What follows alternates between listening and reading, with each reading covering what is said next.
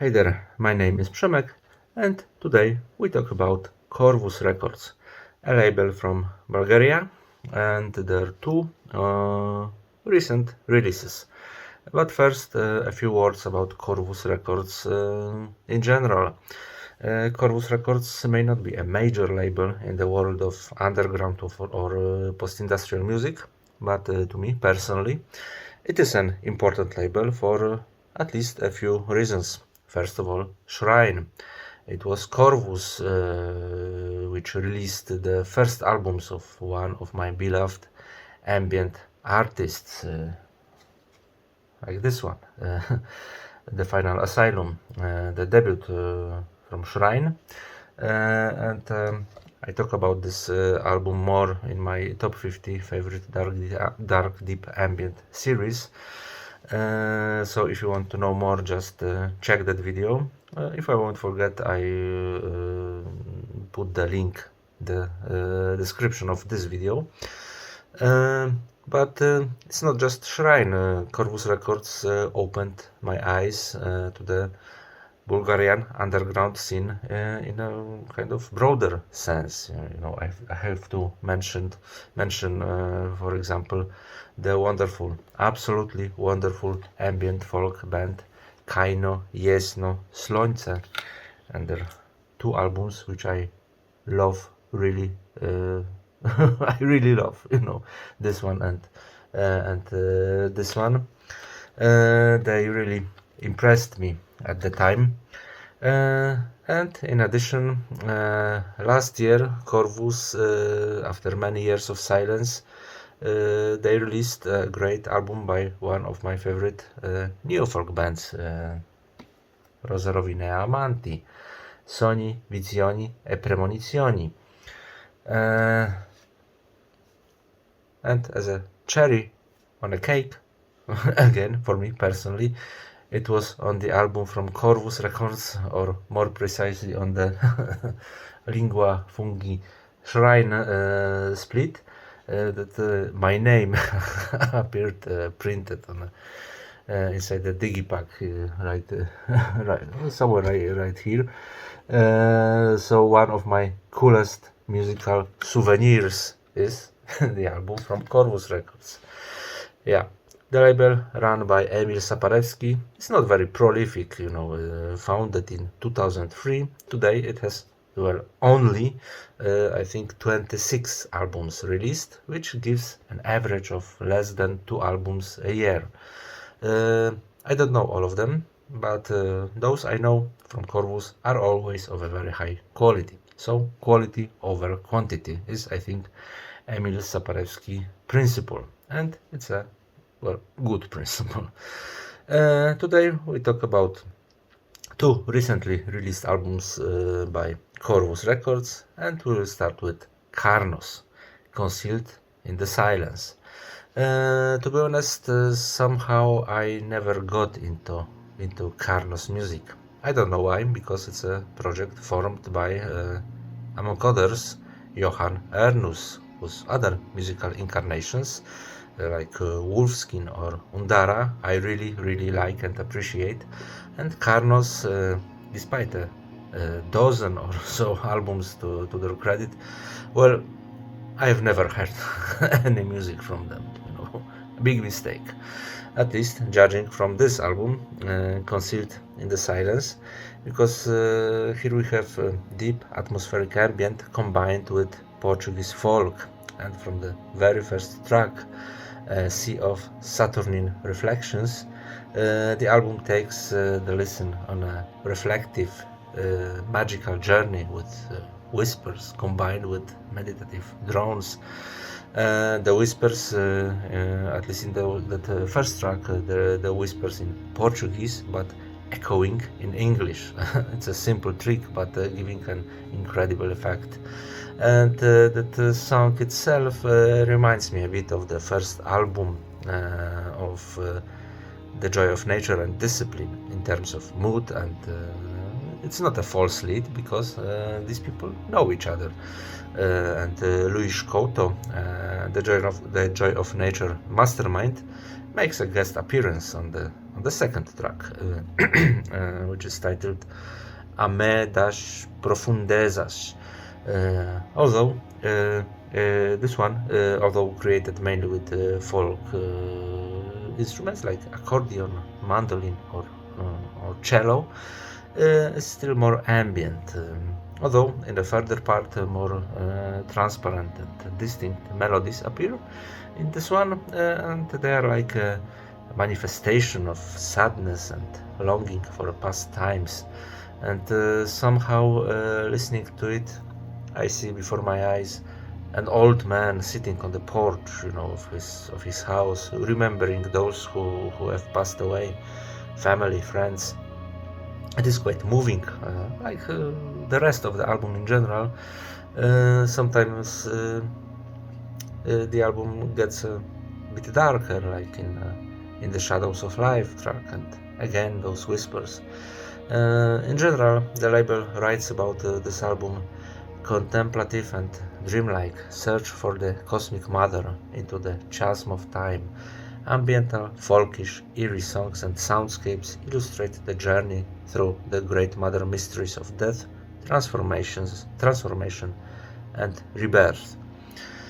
And that's all right. Karnnos and generally Portugal scene, it has something special, unique, if we take into account other European, let's say, underground scenes. I have the impression that their bond with nature is somehow deeper and stronger on a purely spiritual level, because here on this album I can almost tangibly feel the wind, the fog, and the sea, and I feel that respect for nature. It's like giving it almost divine attributes, and it's like very deeply rooted in those people. It's meditative music, sometimes dark indeed, but I wouldn't say it's hopeless or depressing. It's a cycle of life, of what is dead, something new will be born. My favorite fragment on the album is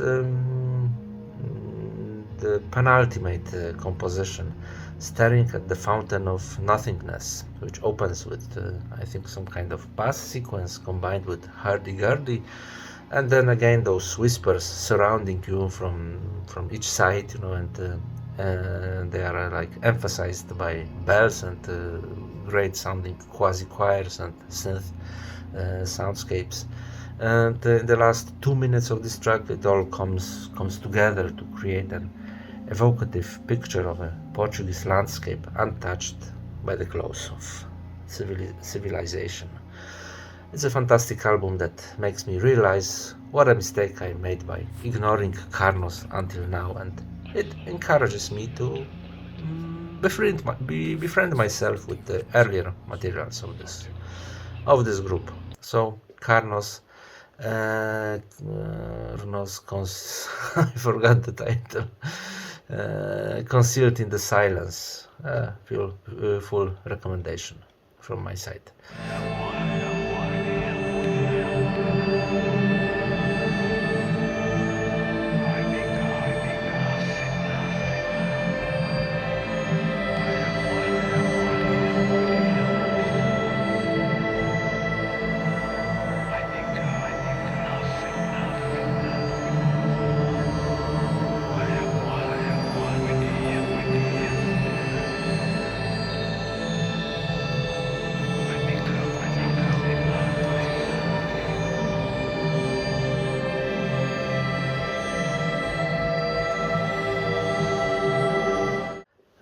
The second album I would like to talk about today is a 2023 album, Waveshard, by the project Waveshard, and it's a debut of this album. It's a group of several musicians from Italy, specializing in dark jazz.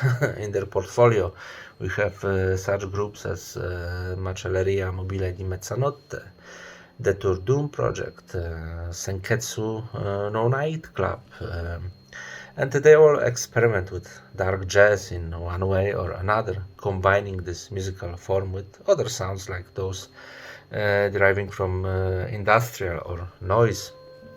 And as Waveshard, they play, guess what? Dark jazz, obviously. Do we need another group like this, especially since it was formed by people who perform similar music in other bands? Many would probably say no, but since it's already out there, basically it won't hurt anyone to check it out. Especially that it seems to me that of all the bands I mentioned a minute ago, Waveshard is the most accessible and pleasant to listen for a listener who doesn't expect very experimental or noisy experiences. It's such a melancholic but also dreamlike dark jazz, often saturated with delicate ambient. It's not the kind of music that could be a soundtrack to a classic 40s or 50s noir movies.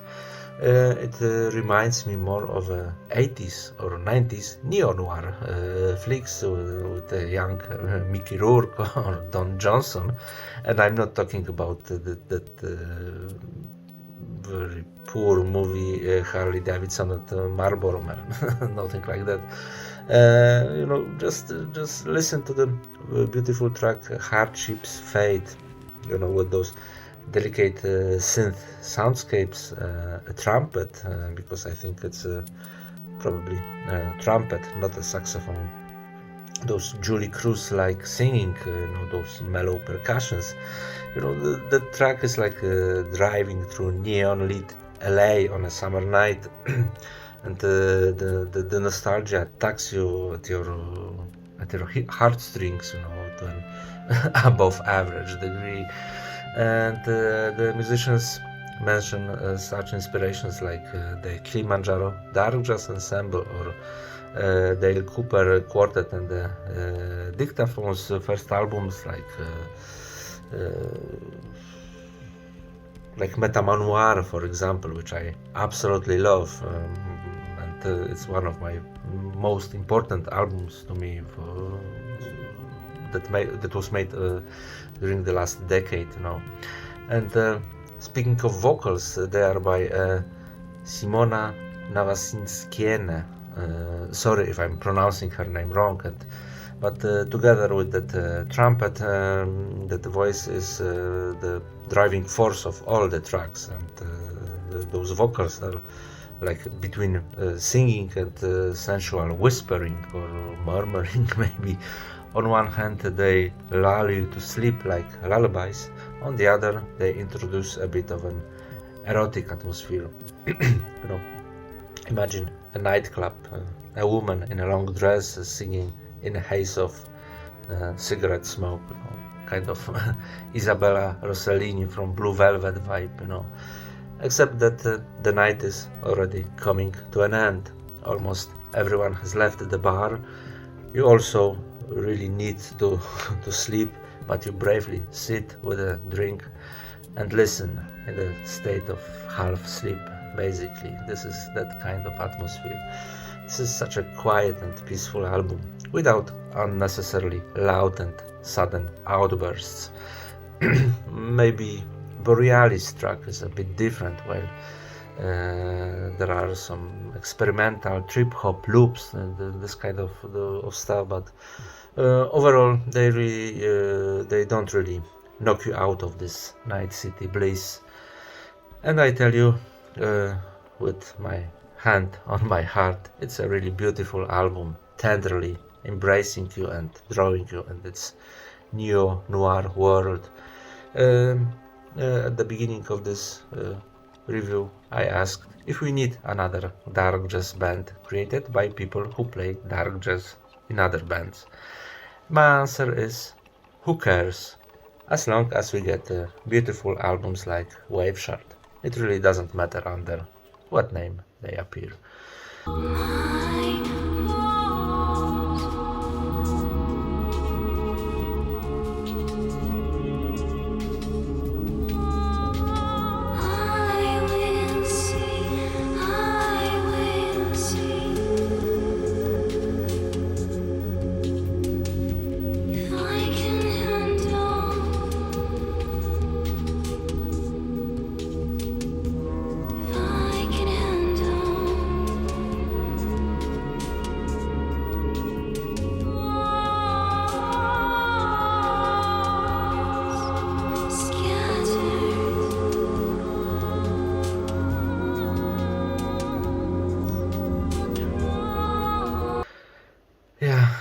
Also, a huge recommendation from me, Waveshard, same titled. That would be it for today. Thanks for watching and see you soon.